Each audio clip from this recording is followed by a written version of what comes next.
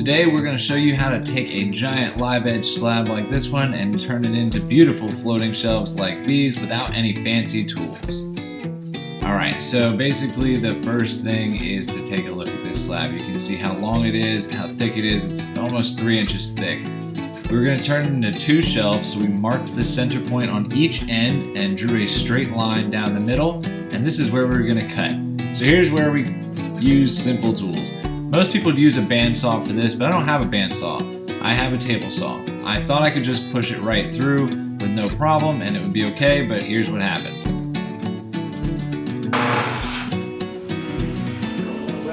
Never had that happen before.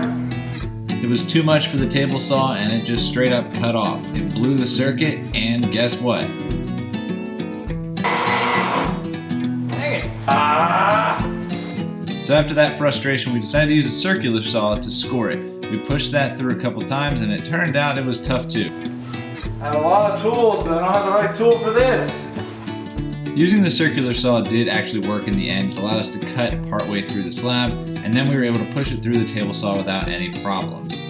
Once we had that slab turned into 2 pieces of wood, we were able to start working on our shelves. We're using floating shelf brackets from Semi-Exact, and we wanted these to be inset into the shelf so that it would be extra sturdy and there'd be no gap behind it.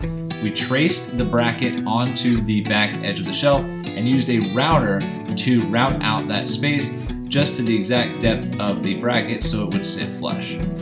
Once the space for the bracket was routed out, we marked where the 4 rods were going to go and drilled in there. Again, here's another spot where fancy tools would work. A drill press would be a lot easier to drill perfect holes straight down, but I don't have a drill press. So I used a drill with a spade bit and an extender, and it would eventually work to drill all 4 holes down 6 inches into the slab. Once the shelves were all ready and sanded, we added walrus oil to bring out the color and make them shine, and then it was time to attach them to the wall. These Semi-Exact floating shelf brackets are extremely sturdy. We attached them to studs in the wall. It comes with numerous places to drill holes in, so we were able to hit several studs, and then the result ended up working out pretty well. As you can see, if you have your rod holes drilled perfectly and everything lined up, you can push a giant slab right onto the wall with no problem.